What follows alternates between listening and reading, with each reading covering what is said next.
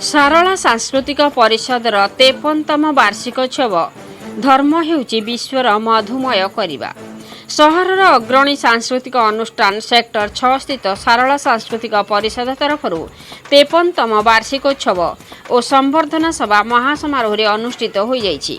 परिषदर सभापति आर्तभंजन मल्लिकଙ୍କ सभापतित्व, साधारण संपादक आवाहकत्व तथा उपसभापति अशोक कुमार बलଙ୍କ संयोजन आयोजित एही कार्यक्रम रे मुख्य अतिथि भावे अर्बान कोऑपरेटिव बैंकर सभापति दिलीप कुमार महापात्र, सम्मानित अतिथि भावे उपदेष्टा तथा आईनजीवी आनंद चंद्र महांती और मुख्य वक्ता भावे अध्यापक डॉक्टर नगेन दास जोगदे आदि कवि सारला दास, सारला साहित्य और सारला ठाकुराणी संपर्क में आलोचना करथिले। मुख्य वक्ता डॉक्टर दास कहिले जे धर्म हेउछि विश्व को मधुमय करिबा, एहासह धर्म चेतना और आत्मविश्वास प्रतिष्ठा। व्यासदेवଙ୍କ महाभारत और सारला दासଙ୍କ महाभारत मध्य थिबा पार्थक्य तथा सारला दास किपरि वास्तववादी कवि से संपर्क में आलोचना करथिले। सेहीपरि गंगवंशर राजा मानक द्वारा मंदिर प्रतिष्ठा, कपिलेन्द्र देवଙ୍କ ପାଇଁ किपरि ओडिशार भौगोलिक भाषा, सांस्कृतिक और ऐतिह्यर बाहक थिले से कथा को व्याख्या करथिले। एही अवसर में विभिन्न क्षेत्र में अवदान जोगु व्यक्ति विशेष को सम्मानित करा जायथिला।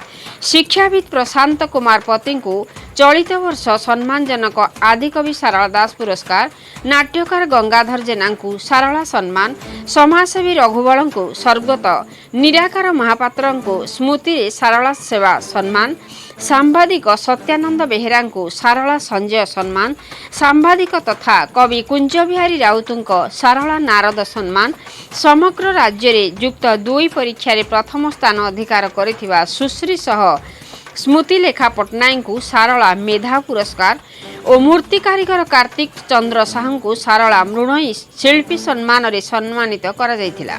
सभापति श्री मल्लिक सभापतित्व अभिभाषण और साधारण संपादक श्री पात्र संपादकीय विवरणी सह पीठर 53 वर्षर इतिहास संपर्क में वक्तव्य रखिथिले। सम्मानित अतिथि श्री महांती पीठरे थिबा सारला लाइब्रेरी उपयोग तथा अनुष्ठान ऐतिह्य संपर्क में तथा मुख्य अतिथि श्री महापात्र अनुष्ठान कार्यक्रम को प्रशंसा करथिले। प्रारंभ में गुरु ज्योतिर्मय आचार्य अजित कुमार कर, तपस्विनी पति पद्मराणी बेहुरा, विष्णुप्रिया साहू, रिया मुखी, ज्योति मिश्र और गजेन्द्र मुर्मू द्वारा स्वागत संगीत गान करथिबा बेले सर्वश्री प्रकाश साहाणी, कुंजन लाल बोस, पुष्पा बिशोई, मानसी दे, पंचानन महापात्र और अशोक कुमार बल मानपत्र पाठ करथिले। शेष में लोकसंपर्क सचिव पंचानन महापात्र धन्यवाद अर्पण करथिले। अन्यमानक मध्य सर्वश्री राधानाथ राउत, परशुराम पट्टनायक, शरदचंद्र पांडव, अरविंद स्वाई, जयंत कुमार बेहेरा प्रमुख उपस्थित रही कार्यक्रम परिचालन में सहयोग करथिले। राउरकेला कुंज बिहारी राउतଙ୍କ रिपोर्ट मसीहा न्यूज। आपण मसीहा न्यूज रो यूट्यूब चैनल को सब्सक्राइब कलेनी कि जदि करिनाहांती एबे करनियंतु। एहा सह मसीहा न्यूज रो फेसबुक और ट्विटर पेज को लाइक और फॉलो करंतु। ता सह मसीहा न्यूज रो ऐप आसीगलानी, निज मोबाइल प्ले स्टोर रु डाउनलोड करनियंतु। जय जगन्नाथ। ओडिशा राउरकेला बाहर तथा ओडिशा प्रतिष्ठित साहित्यिक मान को वक्तृता देवाई डाकी, किंतु दुखर कथा साहित्य आलोचना शुणा कई श्रोता रही ना। आज जमी अवस्था आम प्राय 6 जन को व्यक्तिगत भाव में निमंत्रण पत्र देचु। राउरकेला जो मैंने साहित्यिक सांस्कृतिक अनुष्ठान अच्छा से डाकी जो महाभारत को संपूर्ण लेखन किंतु अन्य भाषा तेलुगु भाषा प्राय 300 वर्ष लगी 3टी पुरुष नारायण आरंभ हो परवर्त समय अन्य लेखक मान द्वारा कवि मान द्वारा तार परिसमाप्ति घटी। से महाभारत ओडिया महाभारत 200 वर्ष पर लेखा बंगाल महाभारत एवं ताहा संपूर्ण रूपे ओडिया महाभारत एक अनुवाद। स्वागत करुच्ची संवादनार्थी मान स्वागत करुच्ची। समय देव गुरुजन भाई भौणी मैंने प्रेस मीडिया इलेक्ट्रोनिक मीडिया भाई मान को मोर नमस्कार। आज जो माँ 53तम वार्षिक उत्सव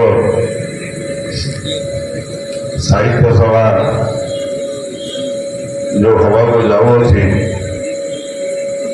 ये जो 55 वर्ष धरी आज आम जगह जो हूँ साहित्य सभा सब आमर बासिंदा मानू जना माँ पीठरे जे दिन को अपेक्षा कर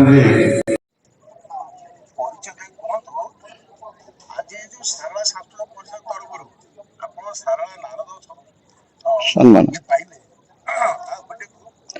मु कुंज विहार राउत चलित वर्ष शाला नारद सम्मान रे सम्मानित और संवर्धित। ये शाला सांस्कृतिक परिषद जो सांस्कृतिक अनुष्ठान सामाजिक अनुष्ठान से जो विभिन्न प्रकार कार्यक्रम तार बजाय रखे एवं 53 वर्ष धरिकी साहित्य आलोचना शाला दास को ऊपर करुछि।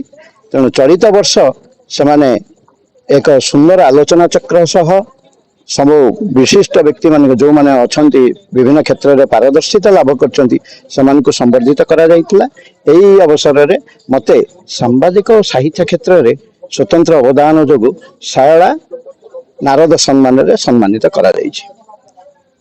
धन्यवाद धन्यवाद।